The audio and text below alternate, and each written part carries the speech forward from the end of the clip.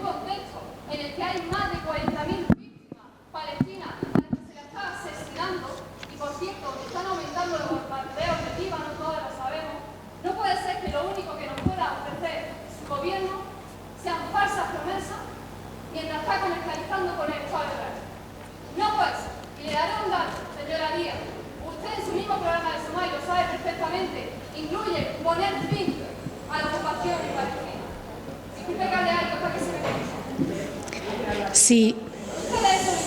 ¿Cómo ponen ustedes fin a esa ocupación? A ver. Si están comercializando con el Estado de Israel, con el armamento con el que se está matando a civiles, ¿cómo acaban con esa ocupación? ¿Cómo? Si hace un par de días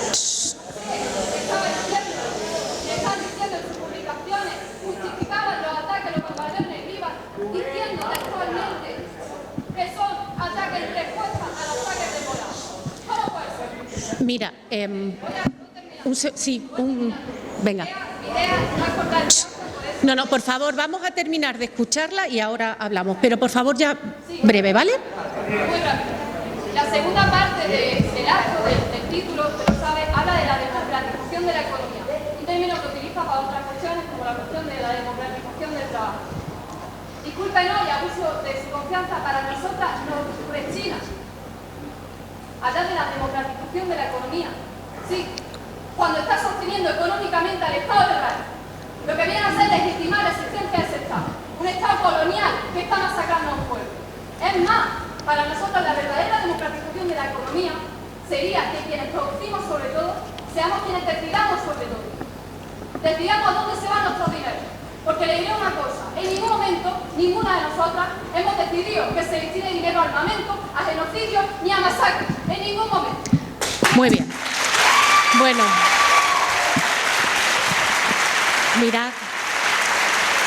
¿Me escucháis?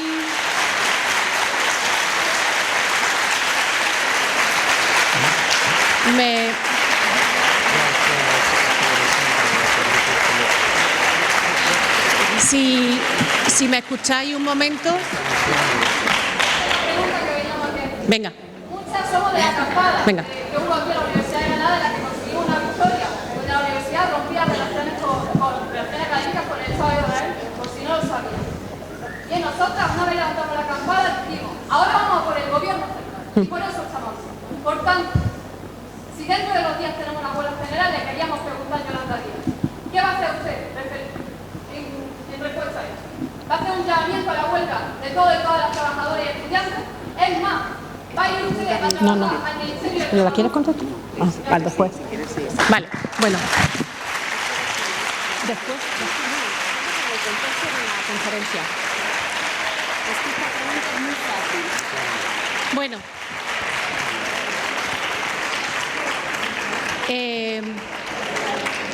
Muchísimas gracias. Yo creo que estamos en una facultad en la que la libertad de expresión es un elemento fundamental.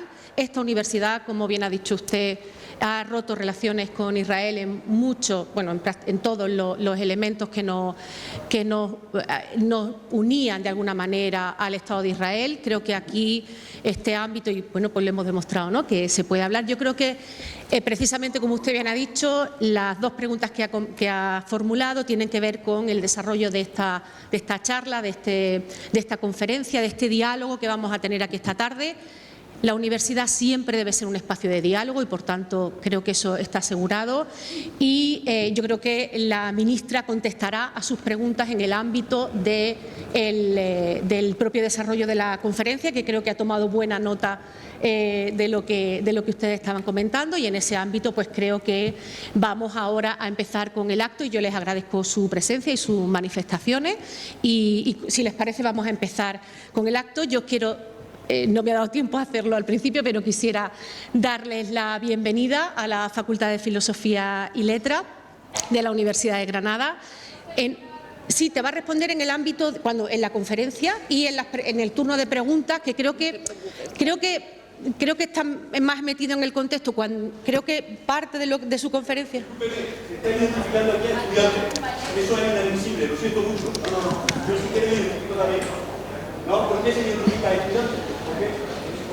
No, el caballero no. Aquí está en una universidad. Aquí lo que está hecho simplemente es preguntar. ¿Están ustedes identificando a un estudiante? ¿Por qué? No, pero si no hay...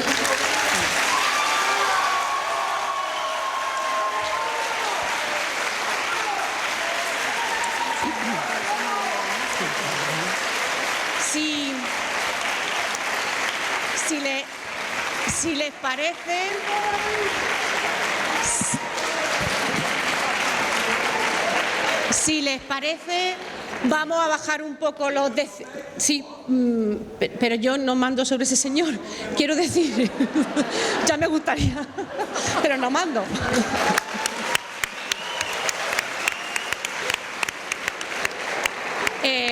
Si les parece, yo creo, mire, yo les voy a decir una cosa. El diálogo, el debate es una cosa de la que debemos enorgullecernos. Vamos de verdad a debatir y a hablar con sosiego y con tranquilidad, porque no es incompatible con ser asertiva en las cosas que decimos. Yo creo que es una tarde para el disfrute, para que hablemos, para que compartamos opiniones y que a partir de ahí seamos capaces de sacar. Entonces yo, de verdad, como no se le ha negado la palabra a nadie, ni nunca se le va a negar, yo me gustaría que estuviéramos en un ambiente, no le voy a decir festivo, pero sí relajado al menos, que hemos traído aquí a una ministra a que nos cuente cosas y a que nosotras le preguntemos, vamos a bajar un poco la tensión, a relajarnos y a escuchar y a debatir y a hablar, que es a lo que hemos venido. ¿De acuerdo? Si les parece bien.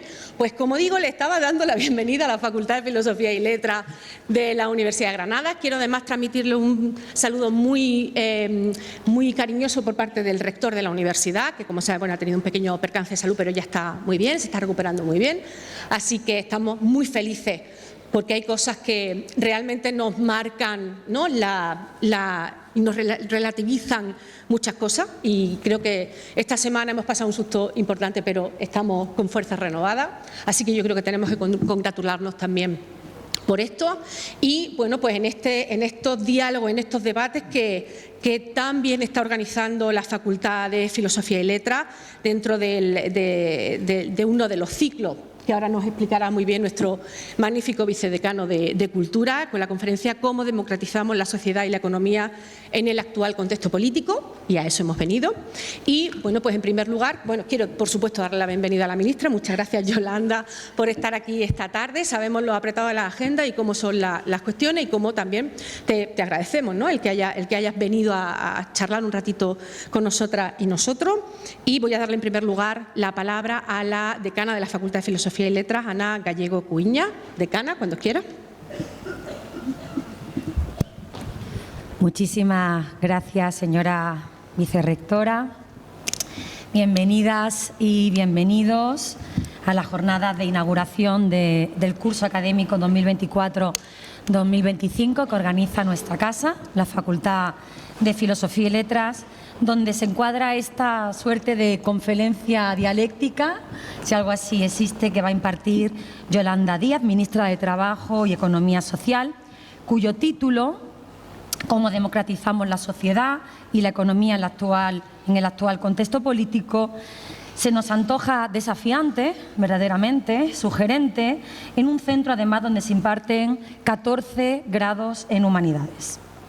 Hablar de democracia, hablar de economía, no solo es necesario, urgente, diría yo, más que nunca, en un espacio universitario público que tiene como deber formar no solo a profesionales, sino a ciudadanas y ciudadanos emancipados, comprometidos con la verdad, con la ética, con el otro, pero sobre todo con nuestra memoria y con nuestro acervo cultural.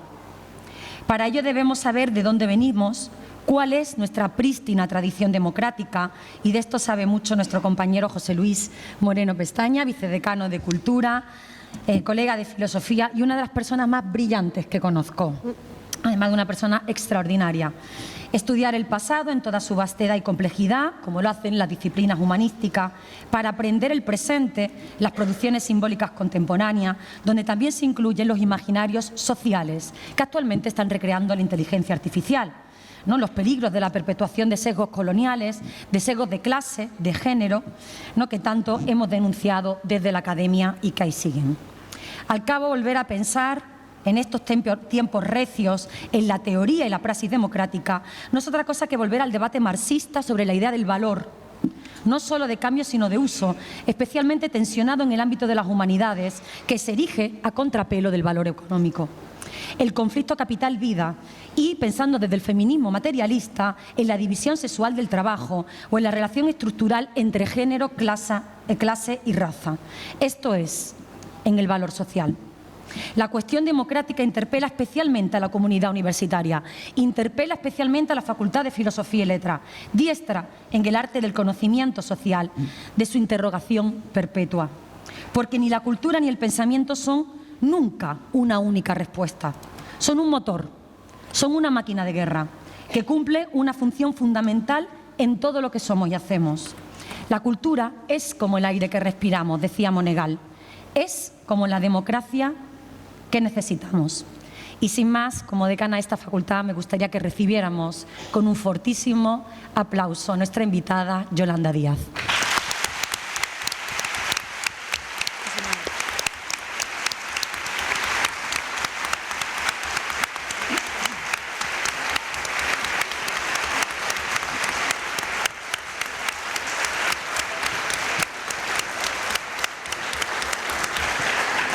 Tiene a continuación la palabra José Luis Moreno Pestaña, profesor de Filosofía Moral en la Universidad de Granada, vicedecano de Cultura de esta facultad y director de la Cátedra Extraordinaria Filosofía Social de la Discriminación Corporal y las Mujeres UGR. Cuando quiera, José Luis. Muchas gracias, querida vicerrectora. Muchas gracias, querida decana. Es hoy un día estupendo en nuestra segunda actividad de inauguración de nuestro curso académico. Bien, voy a intentar ser preciso y concreto tenemos el acuerdo de hablar sobre democracia y economía y llevamos trabajando con el gabinete y con la propia vicepresidenta segunda y ministra de Trabajo casi desde el mes de agosto para intentar enhebrar un diálogo. Es el diálogo que voy a intentar introducir. Posteriormente me responderá Yolanda Díaz, haré yo una consideración y cerrará ella el acto. Bien, cuando hablamos de economía y democracia y hablamos en el marco de una facultad de Filosofía y Letras, no hablábamos de cosas evidentes.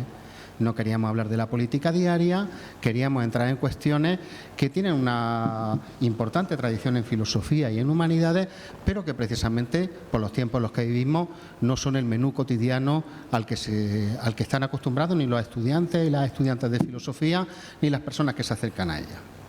Lo que les voy a leer fue un documento que le hice llegar a Yolanda Díaz, a nuestra invitada, y respecto del cual queremos estructurar la tarde si nos es posible.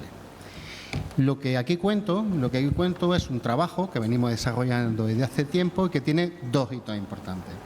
En primer lugar, una guía artesanal realizada con mucho esfuerzo, pero con mucho cariño, sobre la discriminación corporal en el trabajo que hace ahora 4 años desarrollamos con Comisiones Obreras de Granada. Aquí está Daniel Mesa, su secretario general, y gracias a la cual tuvimos el encargo del Ministerio de Igualdad de intentar ampliar esa guía y realizar una investigación a la vez más extensa y profunda que también incluyese tanto a hombres como a mujeres a nivel de toda España.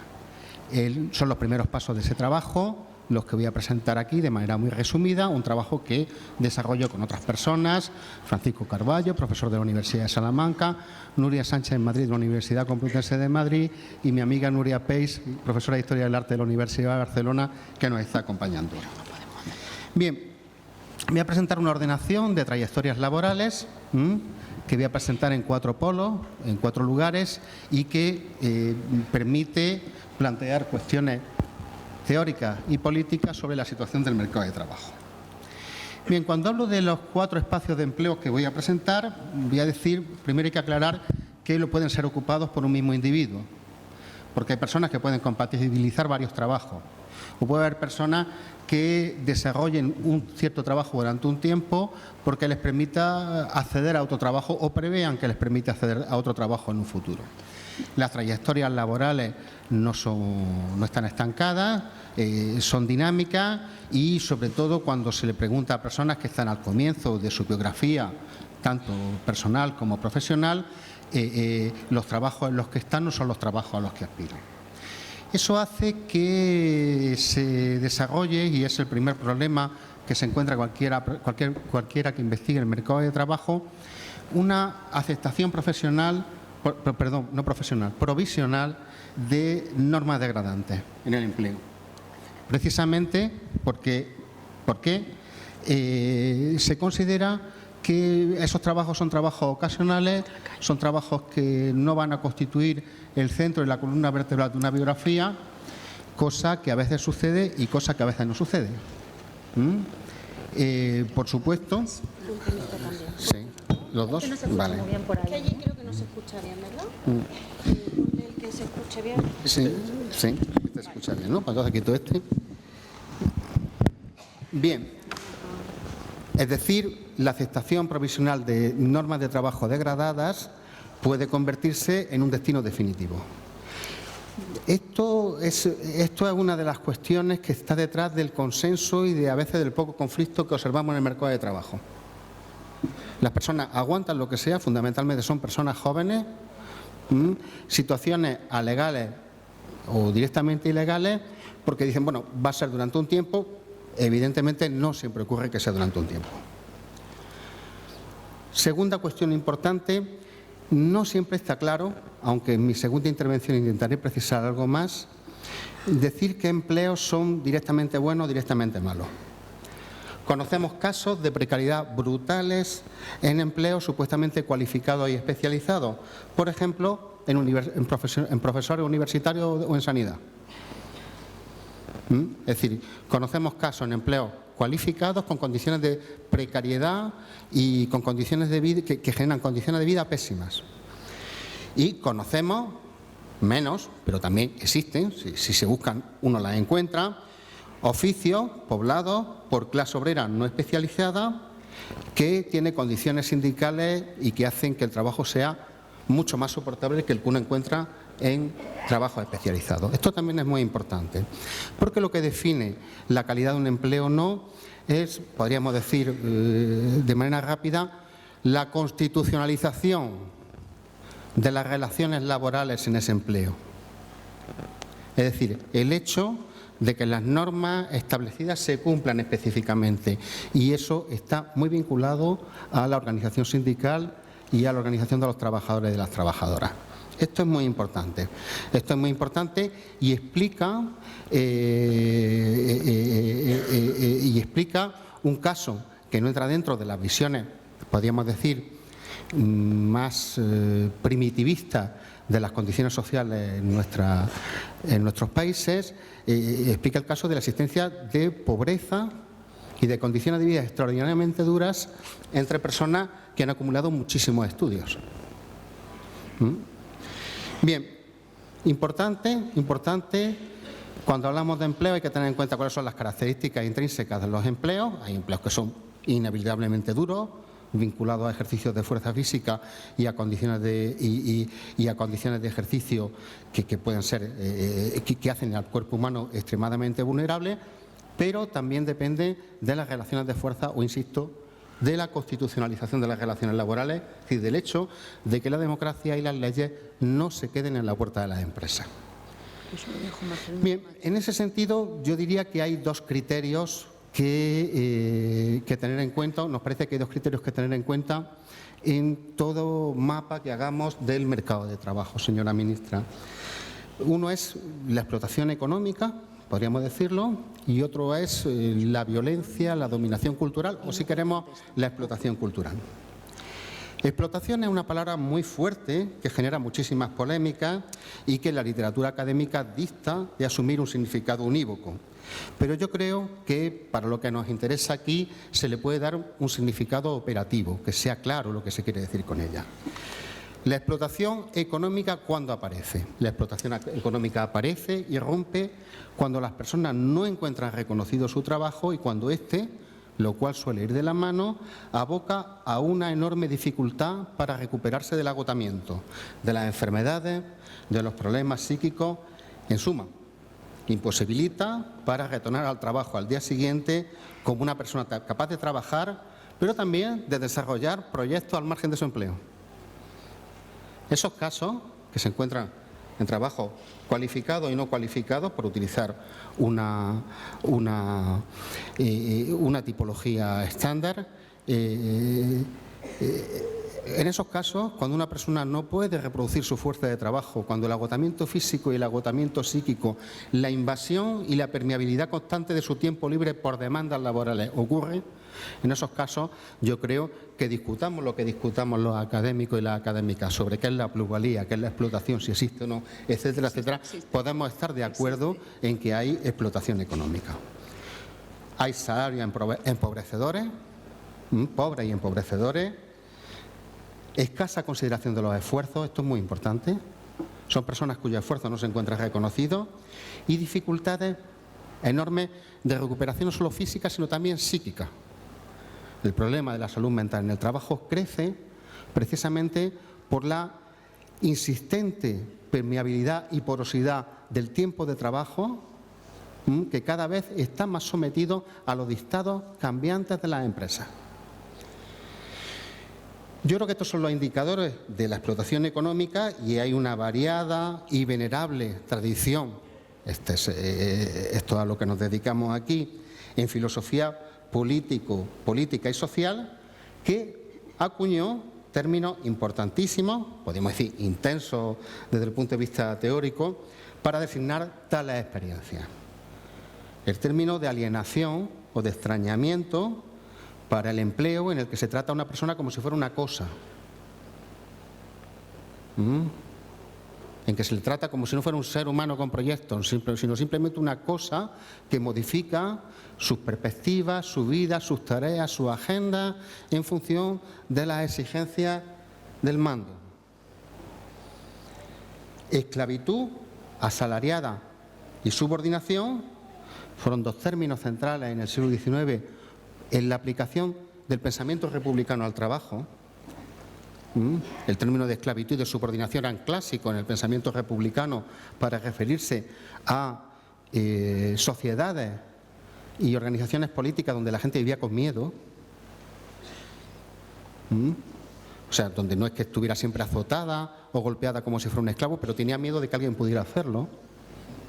En el pensamiento republicano se consideraba que cuando las relaciones sociales no estaban reguladas, uno a lo mejor tenía un amo que lo trataba bien, pero no por eso podía decir que era libre, porque tenía el miedo incrustado en su futuro inmediato, ¿verdad? Y, digamos, una de las claves de la aplicación del pensamiento republicano y republicano liberal al trabajo es hablar de empleos en los que los cuerpos parecen tratados en condiciones de esclavitud o, por ser más moderados, de servidumbre. En términos empíricos, esto significa que a esas personas se les extrae gran cantidad de energía, a menudo en jornadas laborales que recuerdan formas precapitalistas de maltrato del cuerpo o preliberales de maltrato del cuerpo.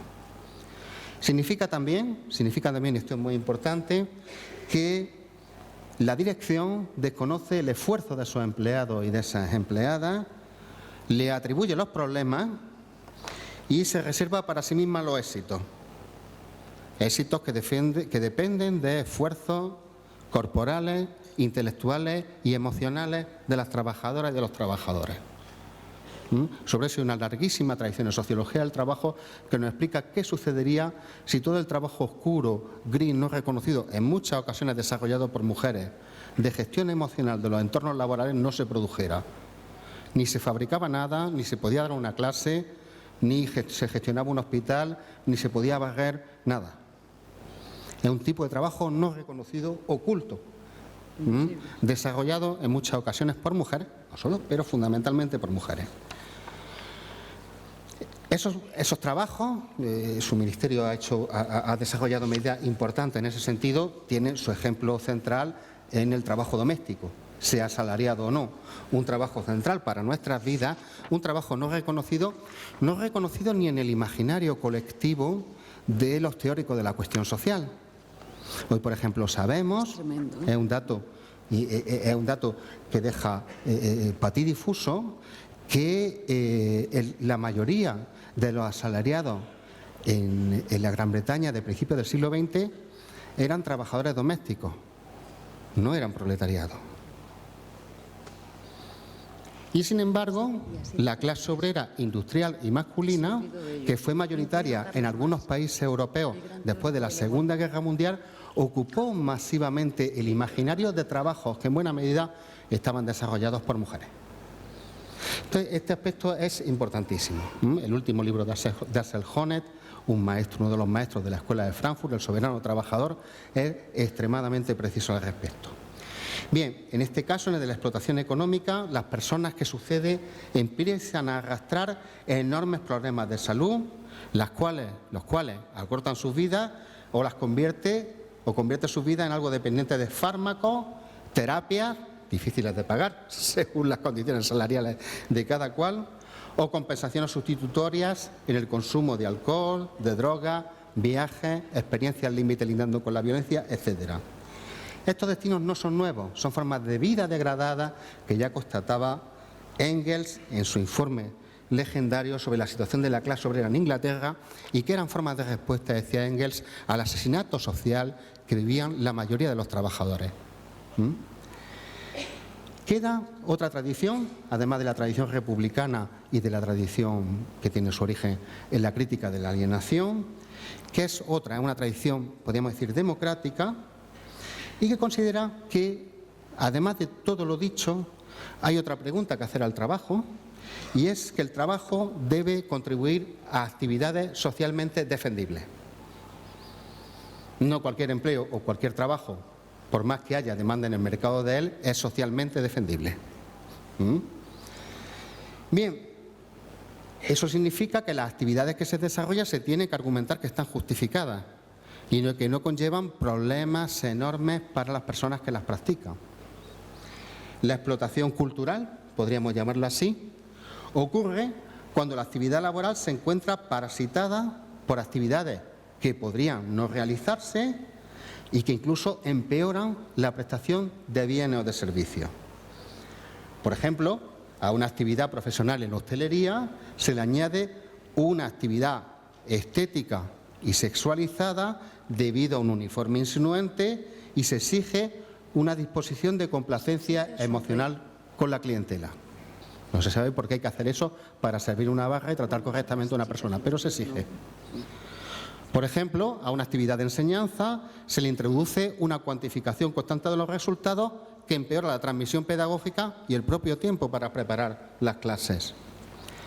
Por ejemplo, es algo que hemos visto, a las tareas de representación política se le imponen apariencias habituales entre las élites, lo cual hace que se pierdan vocaciones políticas de personas competentes y que se seleccione a otras cuyos intereses no son fundamentalmente el servicio público. La explotación cultural, podríamos decir, señora ministra, transcurre cuando un espacio de actividad se encuentra colonizado por prácticas emocionales, estéticas, corporales, que maltratan los cuerpos de quienes trabajan y empeoran las tareas que se les encomiendan. Aunque beneficien a ciertos clientes, que es algo fundamental en toda transformación del mercado de trabajo, sobre todo en una economía de servicios, la actitud de la clientela, expertos o empresarios, o todos los de la mano, que por diferentes razones defienden esas actividades como si quienes las criticásemos fuésemos parte de una estirpe de lunáticos. ¿Y cómo sabemos que empeoran esas actividades en la prestación de bienes y de servicios? Pues porque podría realizarse la prestación de bienes y servicios en la hostelería, en el comercio, en la enseñanza, en la política, sin esas normas. Y en el trabajo se mejoraría la salud, la integridad moral de quienes trabajan y el contenido de la acción, aunque eso disgustase a ciertos clientes, a ciertos expertos o a ciertos empresarios, o todos desde la mano, que requieren una actividad para garantizar sus privilegios. Bien, existen trabajos en los que se conjuga la explotación económica y la explotación cultural. Son sin duda los trabajos que creemos donde se encuentra la parte más degradada y más apaleada de las personas asalariadas, de la clase trabajadora. En ello, las personas no pueden recuperarse y además se ven sometidas a exigencias que las humillan. Yo me gusta trabajar en mi gimnasio, me encanta ser una trabajadora de un gimnasio, pero ¿por qué cuando vienen mujeres me exigen que me centre en los glúteos y en las piernas? ¿Qué tipo de profesionalidad es esa? Es un ejemplo. En otros, la explotación económica, en otros empleos, la explotación económica ocurre sin explotación cultural. Son empleos, a veces empleos tradicionales de clase trabajadora, aunque no solo, donde no se gana mucho, pero paradójicamente se gana algo. A la explotación económica no se une la sensación de ultraje moral. En fin, yo creo que estos dos espacios se encuentran bien descritos por quienes denuncian un trabajo que te rebaja como persona libre y te convierte, al menos durante el tiempo de trabajo, en algo parecido a un cuasi siervo,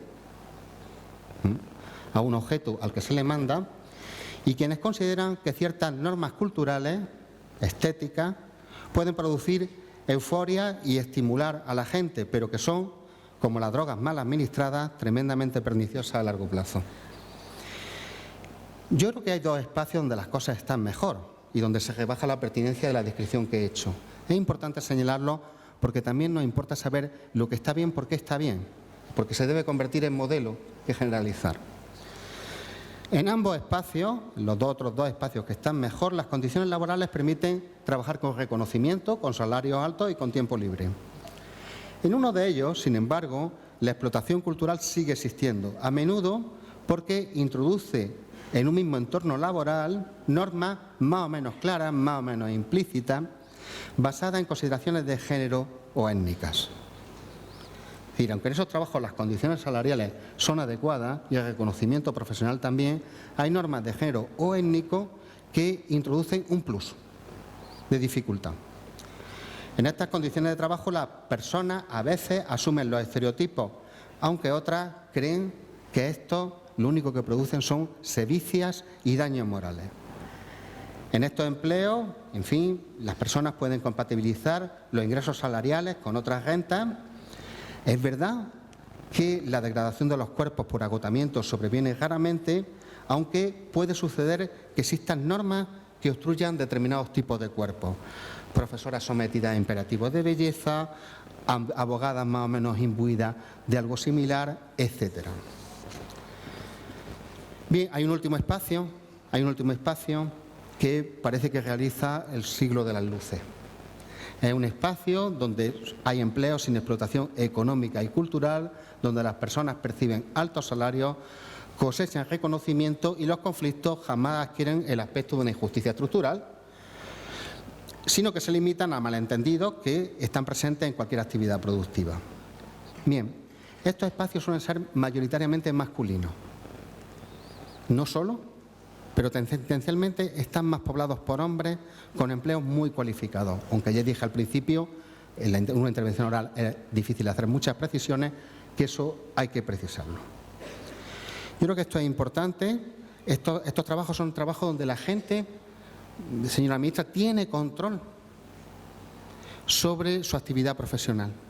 No solamente que esté bien pagada, sino que ellos definen la actividad que hacen. No se le imponen otros, no se le impone una clientela caprichosa. Eso es fundamental, porque tiene que ver con un sentido del honor y de la decencia público que son fundamentales en la ciudadanía democrática cuando se aplica el trabajo. Bien, yo creo entonces que podríamos decir, sin dificultad, que el debate se plantea de la manera siguiente. En primer lugar, yo creo que sería importante señalar en qué consiste cada actividad profesional. Hay un trabajo que realizar para señalar en qué consiste cada actividad profesional y cuáles son las condiciones para desarrollarla con eficacia. No es solamente la reivindicación salarial, sino la definición de qué significa enseñar, qué significa atender una navarra, qué significa cuidar a un enfermo, qué significa explicarle a alguien qué ropa le queda mejor, etcétera. Es el contenido de la actividad profesional. Esto era central en el pensamiento social y político en el siglo XIX y formaba parte de una cultura de oficio, en buena parte procedente de situaciones anteriores a la revolución industrial, pero que es necesario que reactivemos en las condiciones presentes. Eso es algo importantísimo. No se trabaja de cualquier forma en una democracia. Y no todo tipo de trabajo es admisible en una democracia. Eso yo creo que es importantísimo. Se fabrica un automóvil, se atiende a enfermos o se prepara una clase con alumnos. Este punto es fundamental.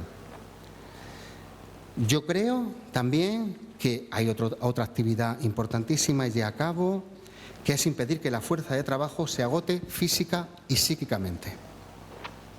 Subrayo lo de psíquicamente.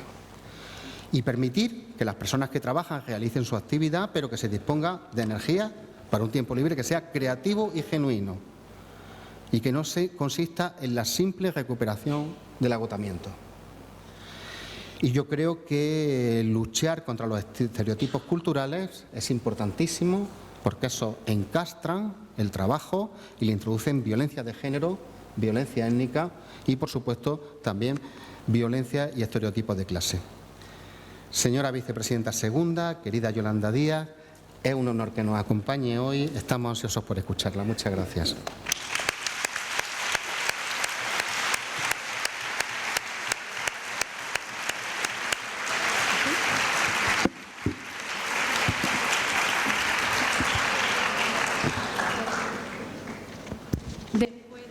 Ahora, después de este estado de la cuestión, después de ese relato de las circunstancias que hoy,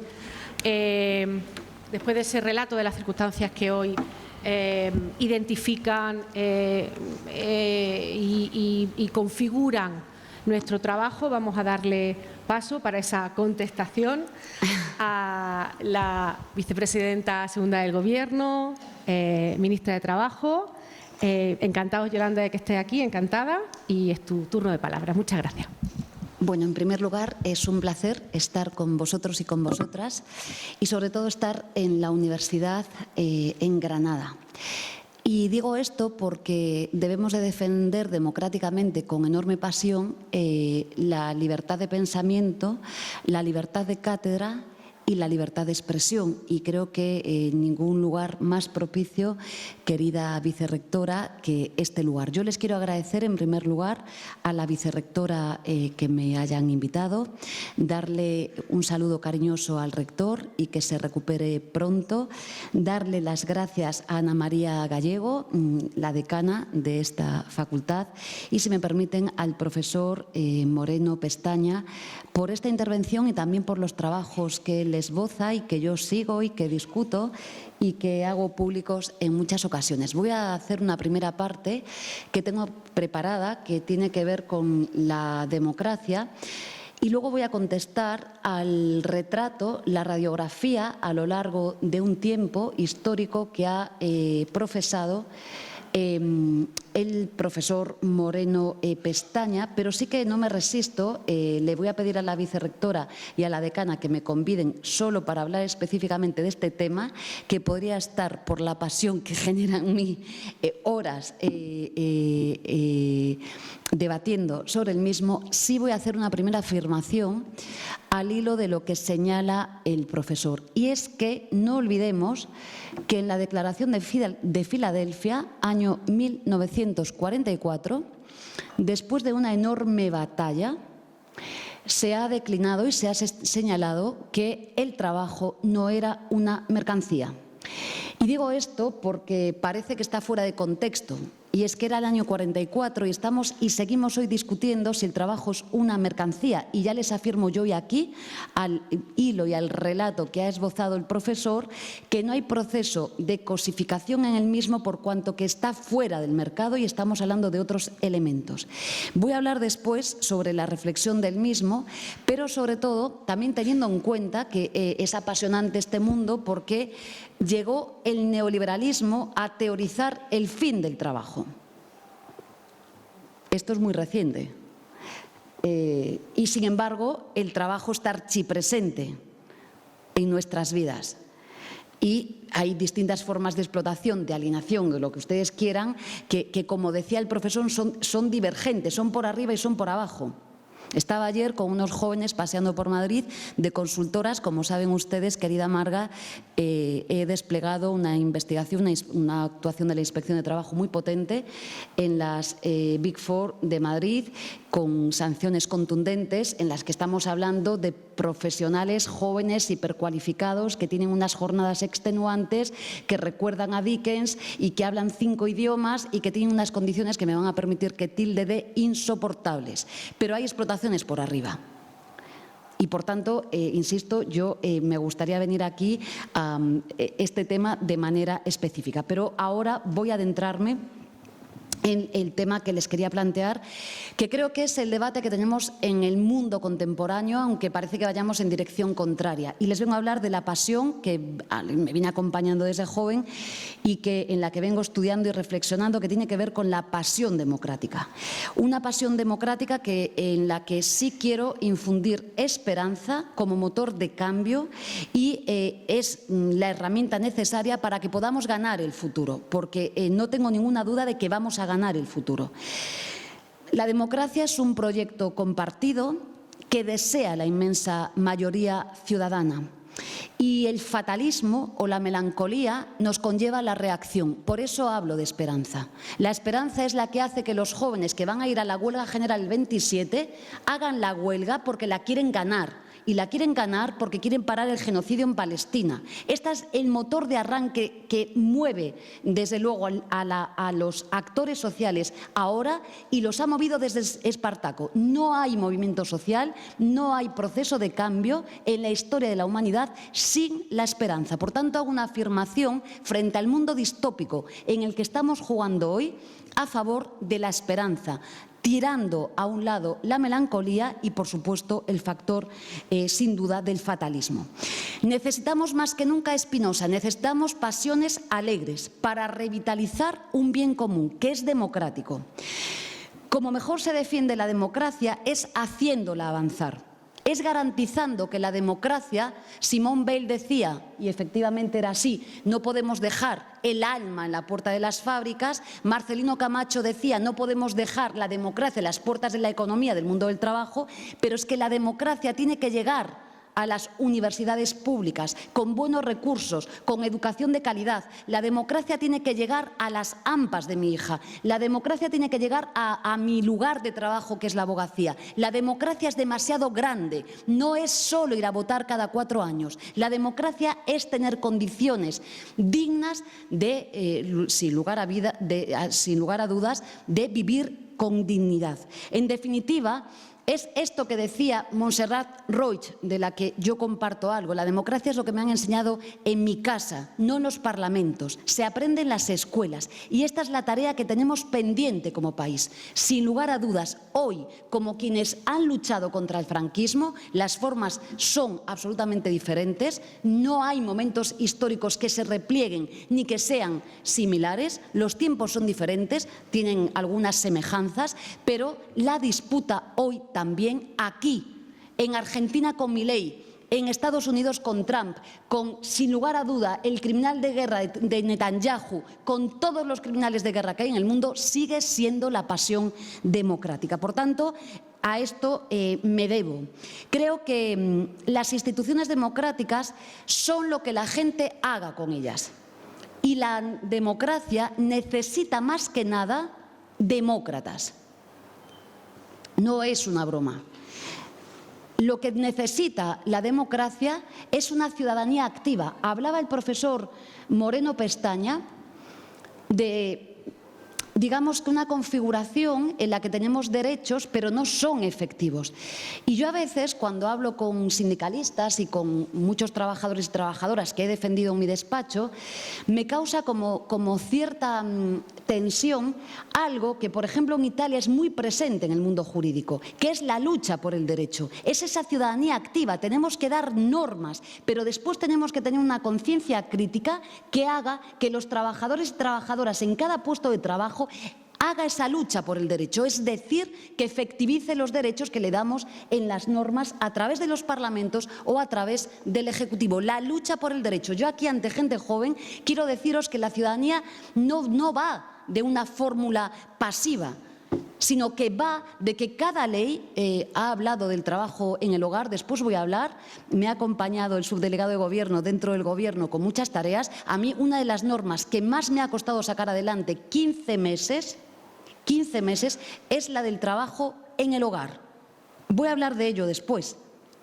Pero claro, necesitamos que una vez que tenemos la conquista de la legalidad, esas trabajadoras hagan efectivo ese derecho y tengamos una conciencia crítica. Y ahí las culturas políticas son muy diferentes en nuestro país, probablemente por el peso que ha tenido en el franquismo, a otros países de nuestro entorno. Por tanto, la democracia necesita demócratas.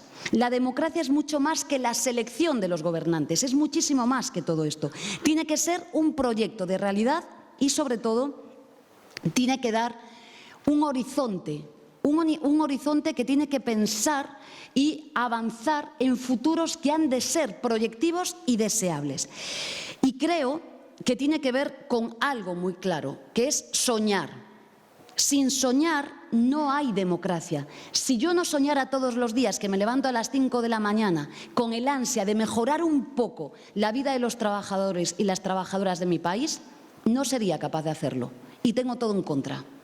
Y me levanto soñando. Esto es clave para poder imaginar el futuro que queremos, la democracia que queremos y después llevarlo al boletín oficial del Estado con las normas pertinentes. Por eso ya afirmo que fuera distopías, fuera desánimo y frente a la desafección política, que es brutal en estos momentos, pasión democrática. Y aquí sí que lo quiero decir con mucha afirmación porque somos más. porque somos la mayoría social y está en nuestras manos cambiar el futuro. Les quiero hablar de dos cosas íntimamente relacionadas. Por una parte, el nuevo contrato democrático. Quiero decirles aquí hoy que tiene que hacerse este nuevo contrato democrático con la juventud dentro.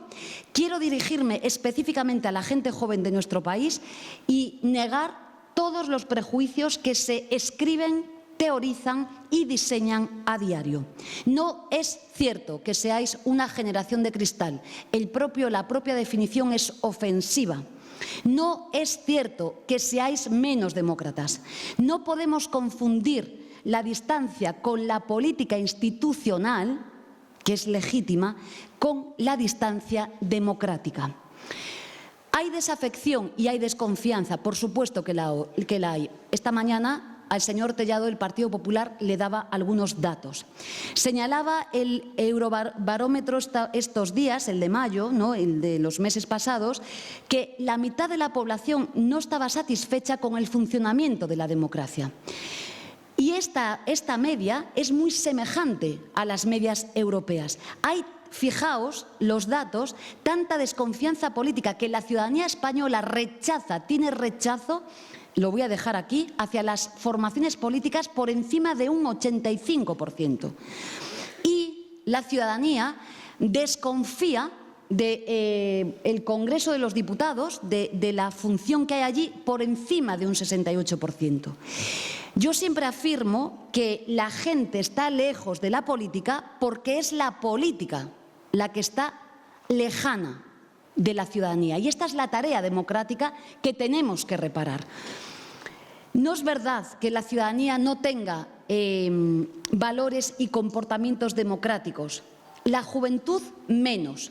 Todo lo que se está diciendo demoscópicamente, las lecturas que se hacen de la juventud, no es verdad que no tengan simpatías democráticas. Estamos, sin lugar a dudas, con una juventud que tiene muchos más valores, que tiene comportamientos democráticos, que es muy activa, lo acabamos de ver hoy aquí, que son muy conscientes, que son mejores a mi generación. El problema es que canalizan su activismo en valores probablemente diferentes a los de mi generación, pero mucho más activas. Yo aprendo todos los días de la juventud. Estamos con una juventud que está comprometida con el clima, que está comprometida con todas las causas de justicia de la guerra hoy en el mundo. Está una juventud que ha cambiado los roles de género. Estamos con la vicerrectora especialista en género. La juventud ha cambiado esos roles.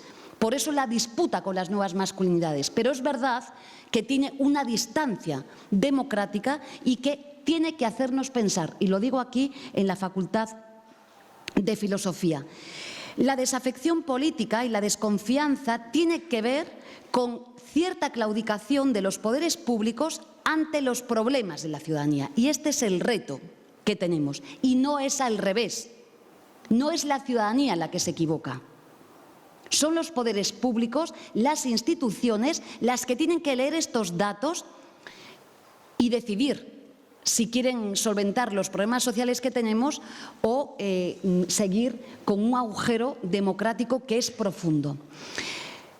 Hay un elemento que es clave y me dirijo a la juventud. En los últimos 50 años, ser joven es ser sinónimo de precariedad. Como se decía, lo decía el profesor Moreno Pestaña, la juventud lidera las peores cifras de paro, a pesar de que tenemos el paro juvenil más bajo de mucho tiempo. Lideráis la temporalidad y sois las víctimas de todas y cada una de las crisis subsiguientes que tenemos. Fijaos si el legislador español y los líderes políticos han llegado a teorizar la deconstrucción del valor de la juventud y de los jóvenes en nuestro país, que se os ha calificado como ninis. Es muy grave, es muy grave. Es decir, decían ninis aquellos chicos y chicas, ¿no?, que se quedaban fuera del mundo del trabajo o del mundo educativo. Creo que no puede haber una forma más despectiva de hablar de la juventud. Es muy grave, porque que un ministro o una ministra defina, como se hizo en este país, como ninis a los jóvenes, merecería cuando menos una reprobación. Lo que han hecho a lo largo de todo este tiempo, de más de 45 años de democracia, es culpabilizar a los jóvenes en nuestro país. Algunas de las personas mayores que nos acompañan recordarán la huelga general contra Felipe González, que fue, por una norma muy polémica, la primera norma que teoriza que, ya que hablábamos de jóvenes, había que aligerar sus derechos. Recuerden aquella enorme huelga general, y desde ahí sucesivamente 52 reformas laborales que tenían como objetivo privar de los derechos laborales, de los derechos de la ciudadanía a la juventud en nuestro país. Es terrible lo que ha pasado en nuestro país. Voy a citar a Simone de Beauvoir. Decían, ¿no?, les cortan las alas y luego la culpan por no saber volar. Y es que yo creo que el relato es justamente al revés. Es que durante muchas décadas en España lo que hemos tenido son gobiernos ninis, que ni ofrecían trabajo, ni ofrecían alternativas a la juventud, ni ofrecían una sociedad con un criterio fundamental. Vamos a mantenerlo, que es el frontispicio de los derechos humanos. Que en definitiva lo que hicieron esos gobiernos nini es abandonar a la juventud a su suerte, después culpabilizándolos. Permítame que os diga que hablar de la precariedad, mi primera comparecencia en el Congreso de los Diputados, algo así como el día 20 del año 20, recién nombrada ministra, dije que como el neoliberalismo, que no es una forma, un modelo económico, es un modelo cultural. Y yo afirmé que la precariedad en España no era una forma de relaciones laborales solo, era un auténtico modelo cultural que, insisto, se ha nutrido los poderes económicos, se ha nutrido la universidad de la misma. Fíjense si hay precarios y precarias. No voy a polemizar en la sede de la universidad, pero ¿cuánta precariedad tenemos en la universidad? Cuando he hecho la reforma laboral me he colocado a todo el mundo en contra porque parece que los investigadores y las investigadoras tenían que seguir siendo precarias. Y yo digo, hombre, miren ustedes, nadie puede ser precario, pero los investigadores y las investigadoras en nuestro país menos. Por tanto, fíjense si es un modelo cultural. Por tanto, creo que la gran tarea de las instituciones es la democracia y acabar con la precariedad. Pero es que es también cierto, y lo señalaba el profesor Moreno Pestaña, que la calidad de la democracia se mide en las condiciones materiales de vida. Por eso hay que hablar de trabajo decente, como estamos hablando en todo el mundo en la OIT, y que en definitiva esto va de ensanchar la democracia. Va de que, como decía Simone Weil, no podemos dejar el alma a la puerta de las fábricas.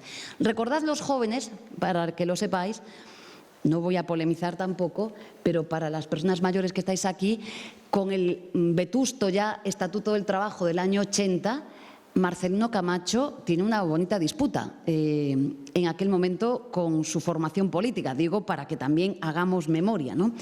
La reforma laboral que hemos hecho es la gran transformación democrática después, como digo, de más de 40 años, ¿no?, de reformas en dirección opuesta. No voy a hablar de datos porque hablan por sí solos, pero justo creo que la reforma laboral, con la reducción brutal de la temporalidad en nuestro país, junto con la subida del salario mínimo a 1.134 euros, y ya os anticipo que volveremos a subirlo en este ejercicio, tuvieron dos impactos principales. El primero, el impacto de género.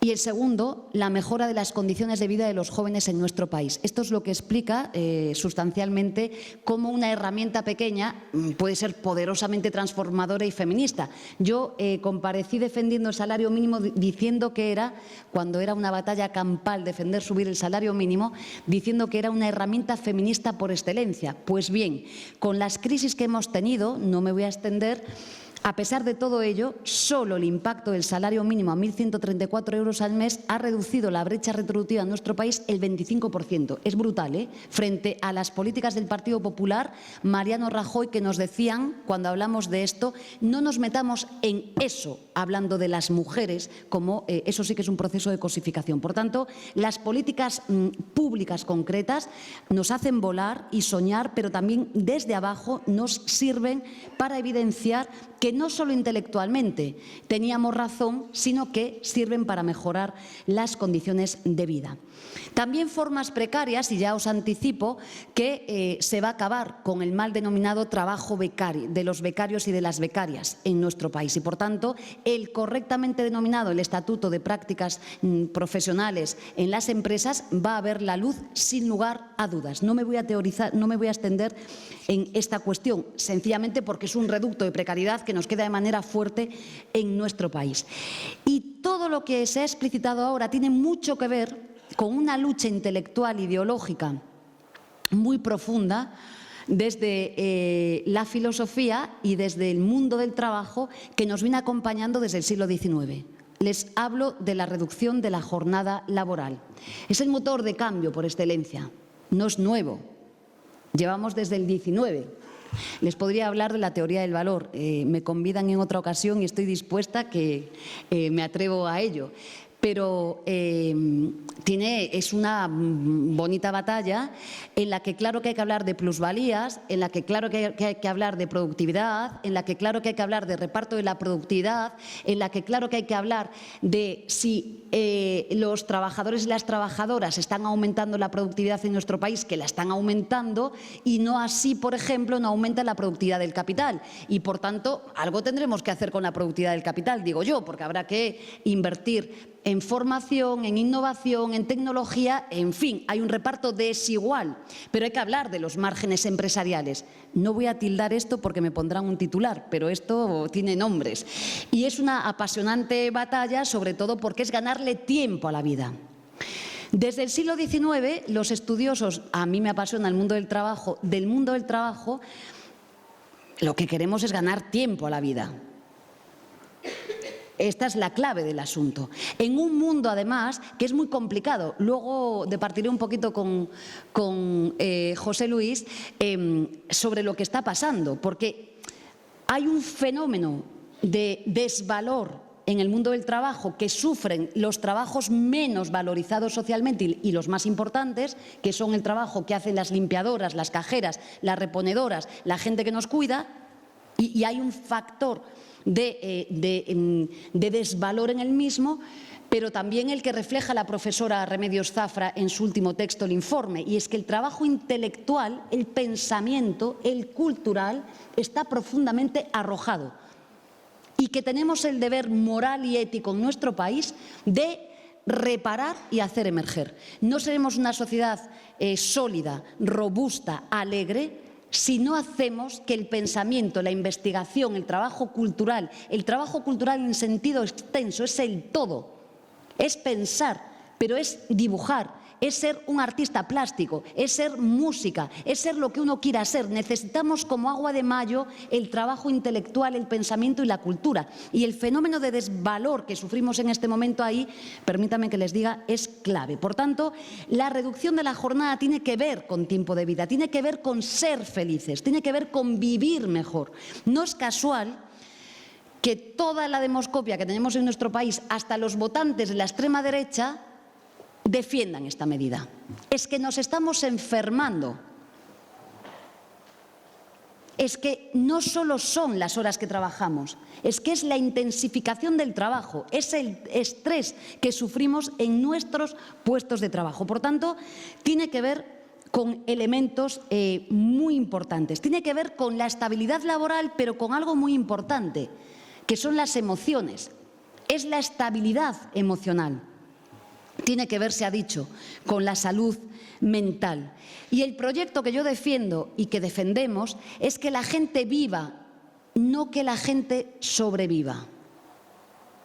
Les vuelvo a lanzar una pregunta que al señor Tellado le di esta mañana. La mediana salarial en España son 1.545 euros al mes. Hablo de medianas. ¿Se puede vivir en Granada con 1.545 euros al mes? ¿Hay estabilidad emocional cuando tenemos un proyecto social basado en 1.545 euros al mes? Yo cuento todo esto porque milito en las Pasiones Alegres.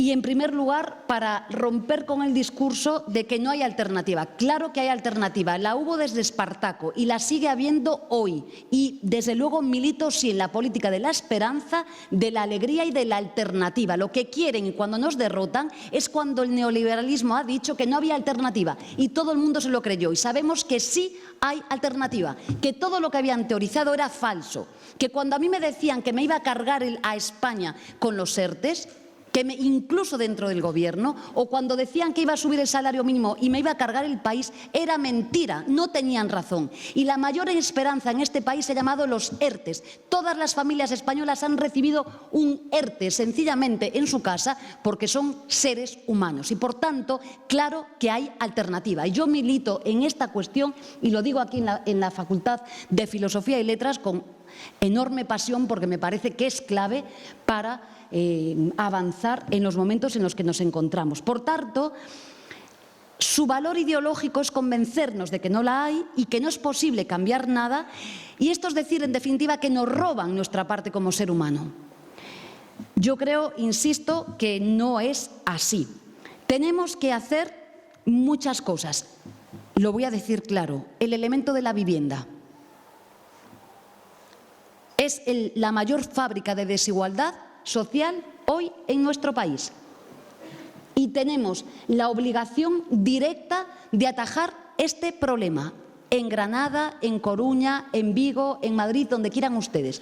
Es el principal problema que tenemos. Por una razón, el modelo social que se está construyendo no puede ser el de un joven de 30 años, discutiendo que un joven a los 30 años sea joven. Digo, perdónenme, porque, en fin, yo a los 30 años ya les digo yo, no, la trayectoria, quiero decir que sea que tenga que compartir piso en Granada para poder vivir.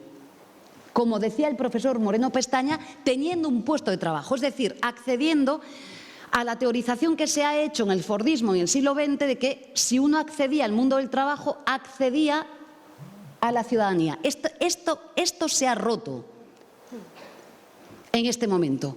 Por tanto, esta es la tarea del momento. Y yo les digo que hay alternativa.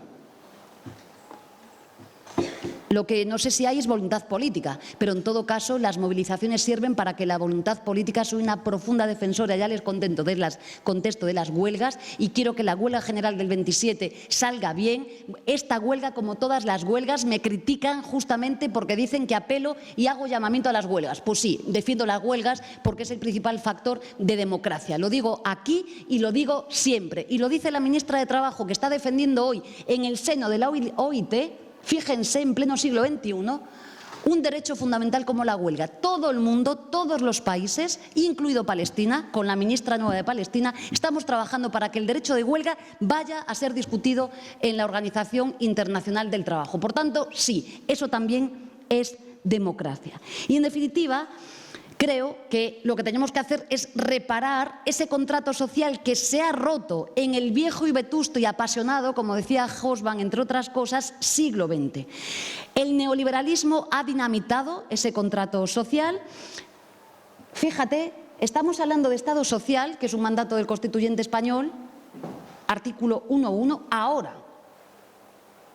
Se había olvidado, los que son constitucionalistas a tiempo parcial, que España es un Estado social y democrático de derecho, pero Estado social. Y esa parte, la lectura única de los constitucionalistas en nuestro país, la han laminado. Y estamos reconstruyendo ahora esta parte del Estado social, que es en definitiva de lo que estamos hablando aquí. Lo que han hecho es desplegar una estrategia negativa. La vemos en la motosierra de Milei. Lo vemos en decir sin ningún rubor el señor Milei que se pueden comprar y vender órganos de los seres humanos, lo vemos en Trump, lo vemos en Meloni, pero que en definitiva lleva décadas en nuestro país y en el mundo corroyendo lo público y el bienestar. Y no es tanto que el neoliberalismo esté en contra del Estado, es que lo que han hecho es apropiarse del Estado y repartírselo entre ellos, que es una cosa muy diferente. Es decir, han puesto el valor Estado, el valor público, el valor de los ingresos públicos, de los impuestos, para ser transferidos directamente a los que cuestionan directamente el Estado. Y esto es muy grande y requiere, solo esta afirmación requeriría de mucho tiempo. Pero en definitiva, el neoliberalismo de lo que va es de lo que yo denomino 3 Ds. Tiene una pulsión destructiva: desregular mercados, desmantelar lo público y desproteger la ciudadanía. Les voy a dar solo un dato. Protegiendo más que nunca y recibiendo severas críticas de las derechas de mi país, con la protección social que tenemos hoy en día, que tenemos la mayor tasa de protección de mucho tiempo atrás, su discurso lo hemos roto, porque la política de los recortes del Partido Popular condujo a un déficit fiscal del Servicio Público de Empleo de ustedes de 76.000 millones de euros, que pagó Juan Pueblo, 76.000 millones de euros, y sin embargo las políticas de protección que estamos desplegando permiten que hoy, por primera vez en democracia, tengamos un superávit fiscal en el Servicio Público de Empleo de más de 6.000 millones de euros. Por tanto, su tesis intelectual y material fracasa. No era verdad. Por tanto, lo que quieren es corroer la democracia. La extrema derecha, en definitiva, lo que es extrema destrucción. Esto es de lo que va la cosa. Y no hace falta que os diga que destruir es mucho más sencillo que construir. Cuando tomó posesión en Chile el presidente Boric, que les ayudamos en la reconfiguración de su sistema de seguridad social y de pensiones, claro, lo que han hecho con la privatización de pensiones allí es facilísimo: privatizar y cargárselo todo. Reconstruir ahora un sistema público de pensiones es complejísimo. Destruir es muy sencillo.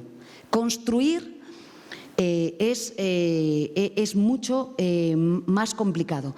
Han destruido la sanidad, la educación, las pensiones, destruyen la sociedad y la democracia, porque lo que no quieren es que, por ejemplo, personas como yo, que soy hija de trabajadores, puedan acceder a la universidad pública.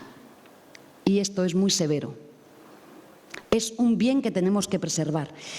Y si hay una afirmación, es que a mayor desigualdad, menor democracia. Esto también daría para otra ponencia y con datos, porque es así.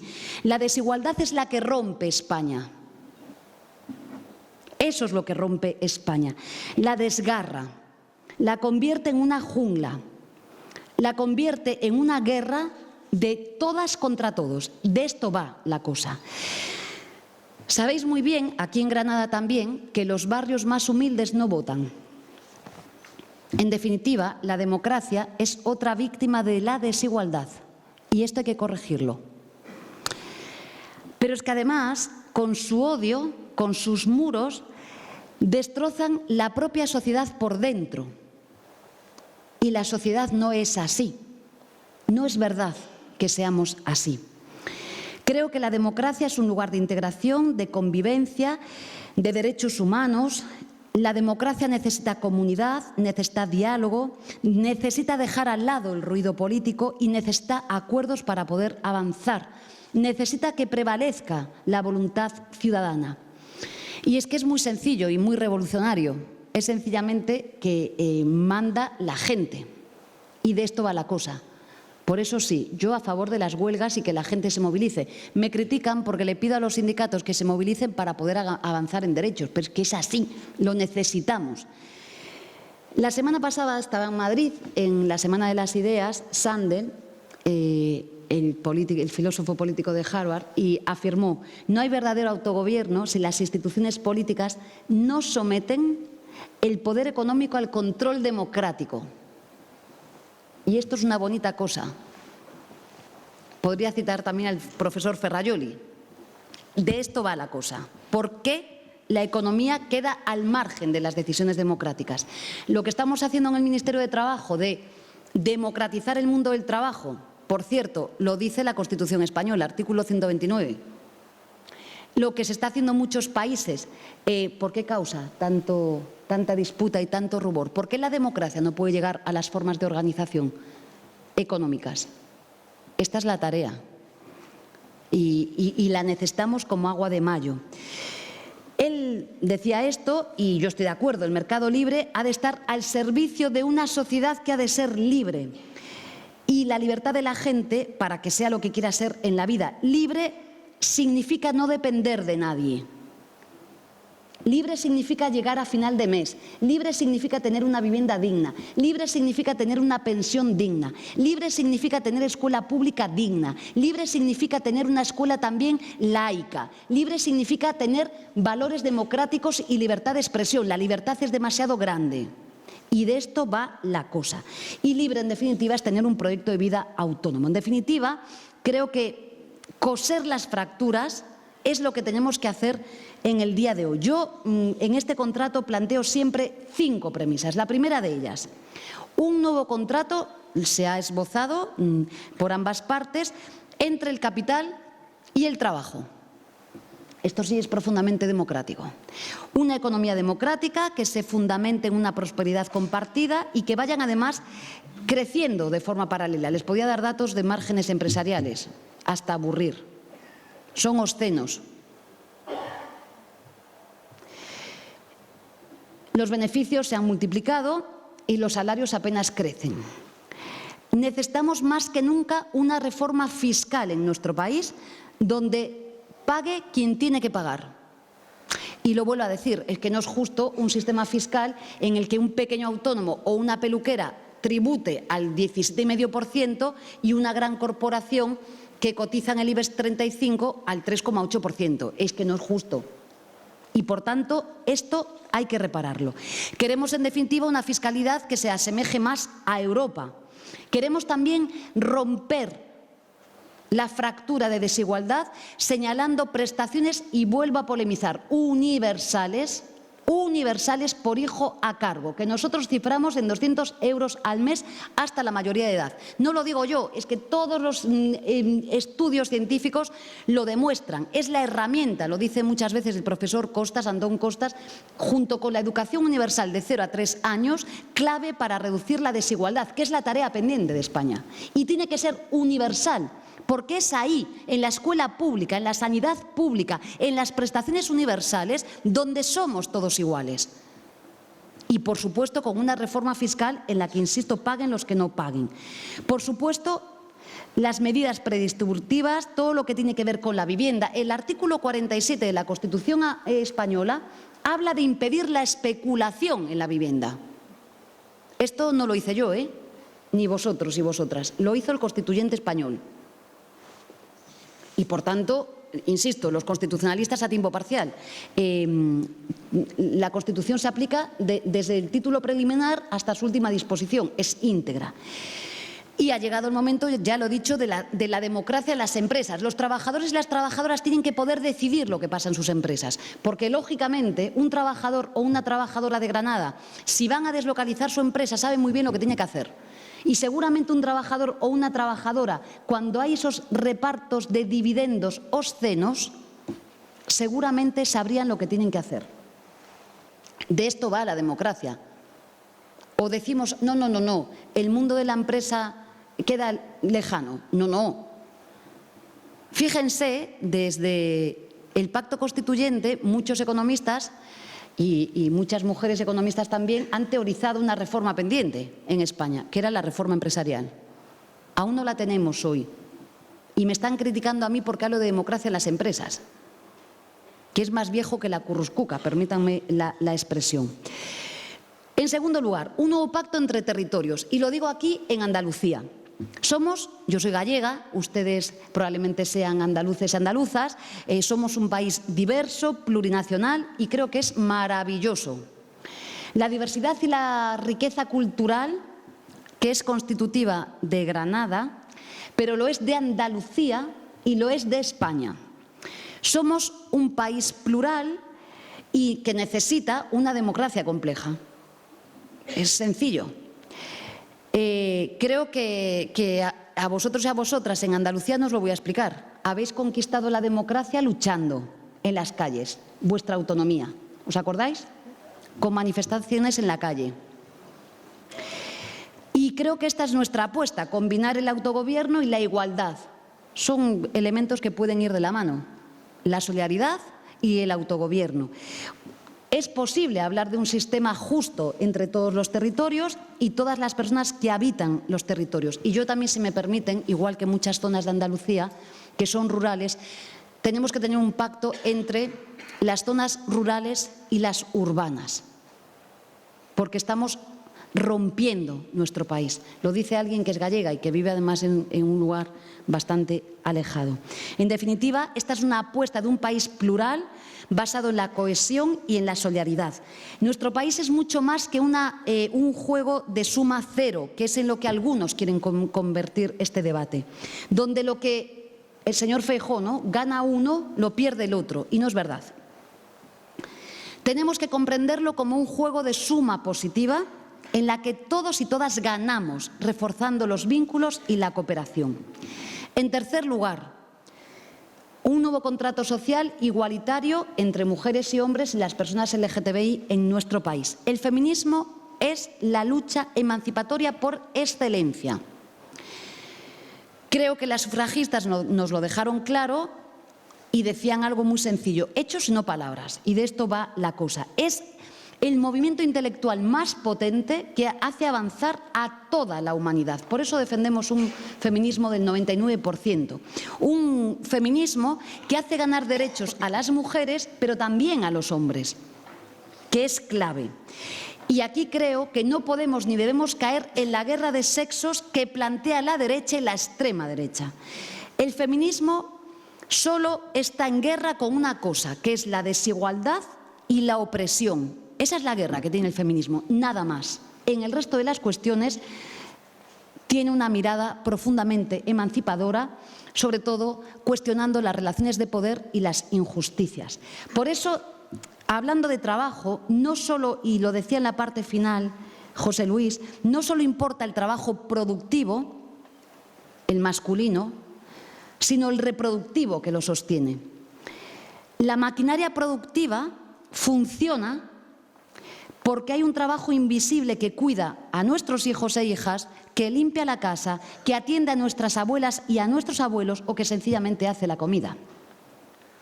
Por tanto, sí, tenemos que redistribuir todo el trabajo. Por eso, cuando llegamos, no quisimos ser el Ministerio de Empleo, quisimos ser el Ministerio de Trabajo, que es otra cosa. Y, por tanto, el reto pendiente es hacernos cargo de la revolución pendiente, que son los cuidados. ¿Quién cuida? ¿Cómo cuidamos? ¿Cómo lo hacemos? ¿Por qué no tenemos un país en el que exista una escuela infantil para menores que abra por las noches? Digo, de carácter público. ¿La hay? ¿No hay personas que trabajan por las noches? ¿No hay un proyecto educativo también que tiene que acompañarlo?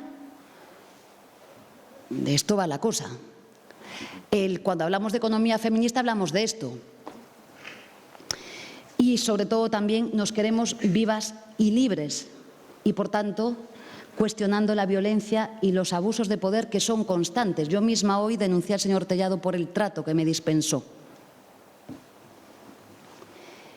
Creo que el reto de nuestro tiempo es que tengamos hombres y mujeres libres e iguales. Y me parece que el feminismo es el gran movimiento de esperanza para la humanidad. Voy terminando. Cuarto, un nuevo contrato entre los seres humanos y la naturaleza. No se va a discutir. El planeta tiene límites y los sobrepasamos hace mucho tiempo. Por tanto, tenemos que ver cómo crecemos, en qué decrecemos y para qué lo hacemos. Lo decía antes, qué tareas económicas son socialmente, voy a calificarlas yo, irresponsables. Y esta es la tarea. Si decimos que hay emergencia climática, es que lo alteramos todo y, por tanto, el valor vida y planeta está en el centro de la actuación de los poderes públicos y desde ahí todo lo demás. Y ahí el feminismo y la ecología van literalmente de la mano. La lucha contra la emergencia climática es la lucha de nuestra época. Creo que hay que actuar de forma rápida, eficaz, pero también se trata de un combate cultural frente al negacionismo y a la hipocresía. El primo de Rajoy, aquel, ¿os acordáis? Creo que sois la generación más comprometida con el planeta. Yo, insisto, tengo un equipo de personas muy jóvenes, aprendo todos los días, tengo una hija que milita en el ecologismo y creo que aprendo a diario de vosotros. Me parece que hablar de negacionismo climático en vuestra tierra, en Andalucía, es mejor hacerlo que en ningún sitio. Las sequías, las temperaturas insoportables que afectan, como hemos dicho, a la salud, al trabajo, a la riqueza de vuestros campos, a la agricultura. En definitiva, nos estamos jugando la vida, pero nos estamos jugando ser un desierto. Y lo vuelvo a decir, hay alternativa, muchas alternativas. En vuestra tierra sois un ejemplo. La agricultura ecológica, las energías limpias, las industrias verdes. En definitiva, creo que esa amenaza por el futuro es lo que nos toca ahora mismo. Y termino. En quinto lugar, un nuevo contrato que ha de ser intergeneracional. Esto que yo digo siempre, que mi padre y mi hija se dan la mano. Esto es lo más importante. No podemos prescindir de nadie.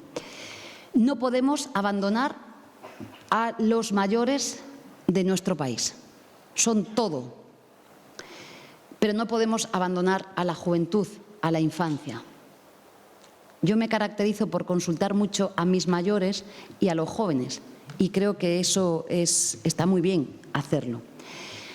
Y tenemos que evitar absurdas guerras generacionales. Fijaos, no me voy a extender, pero podría, Cuando yo defiendo las pensiones públicas y mejorarlas y demás, rápidamente sale el Banco de España, no sé cuántos informes económicos diciendo que, claro, es que un pensionista que está sin trabajar tiene una pensión más alta que un joven en nuestro país.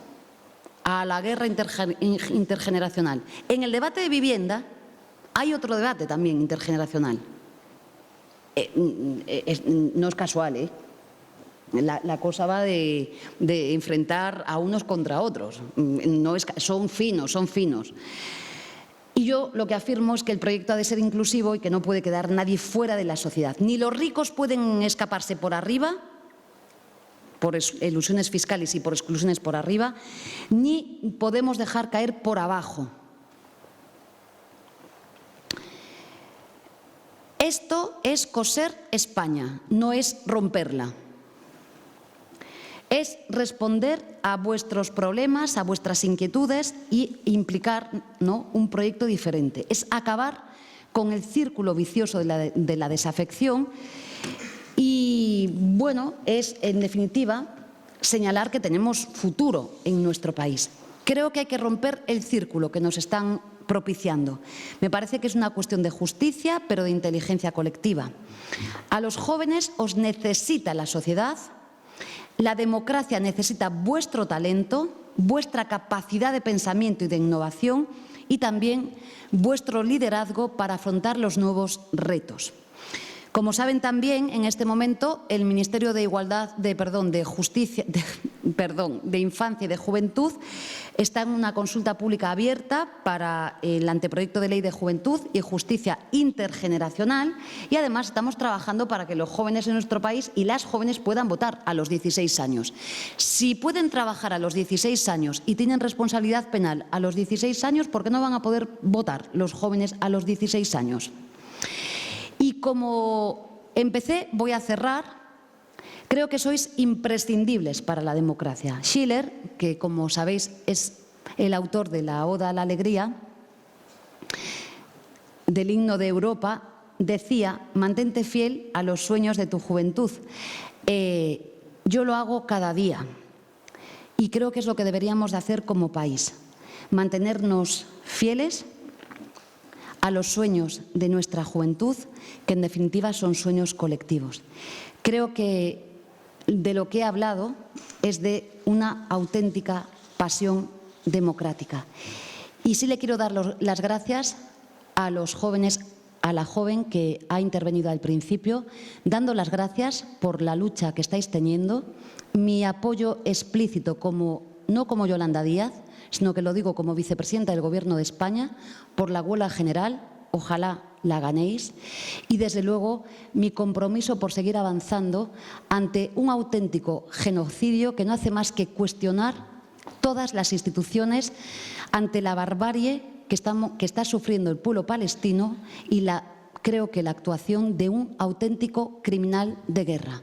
Pero también quiero poner en valor lo que se está haciendo, porque es verdad que es insoportable lo que está pasando en Palestina, pero es también verdad que sumarnos a la demanda de Sudáfrica o hacer todo lo que estamos haciendo, aunque parezca... Yo me veo con el embajador de Palestina y con la ministra Trabajo y están agradecidos por lo que estamos haciendo. Y desde luego, insisto, como lo he dicho al principio, ojalá esa huelga salga bien y sobre todo, ojalá paremos el genocidio en Palestina. Pero digo más, claro que hay que romper relaciones comerciales con Israel. Lo digo aquí y lo digo en el Consejo de Ministros. Y claro que hay que hacer con Israel lo mismo que hacemos con otros estados, exactamente lo mismo, imponer sanciones brutales. Lo digo aquí y lo digo en cualquier lugar del mundo. Y por tanto, esto también es una pasión democrática y es una lucha, creo que, por la defensa de la paz en el mundo. Nada más y muchas gracias.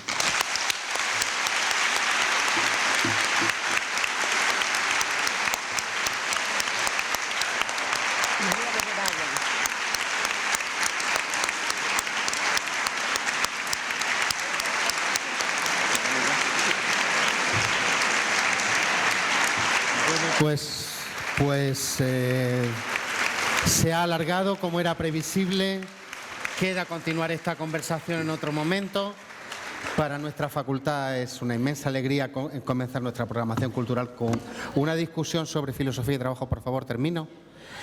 Hoy hemos podido hablar sobre las condiciones de trabajo, sobre el contenido de los trabajos, sobre qué tipo de trabajo defendemos, sobre cómo ese debate debe incorporar no solamente a los trabajadores, sino también a los consumidores y a los clientes, y algo muy importante que ha señalado la señora ministra, sobre la jerarquía de los trabajos.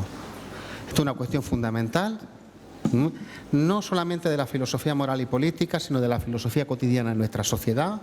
Trabajos que son importantísimos, fundamentales para nuestra vida diaria, se encuentran menospreciados, maltratados económica y simbólicamente. Yo creo que esto abre un programa de trabajo al que nuestro equipo de canal y nuestra universidad quiere seguir siendo fiel y en el que seguiremos trabajando. Así que muchísimas gracias.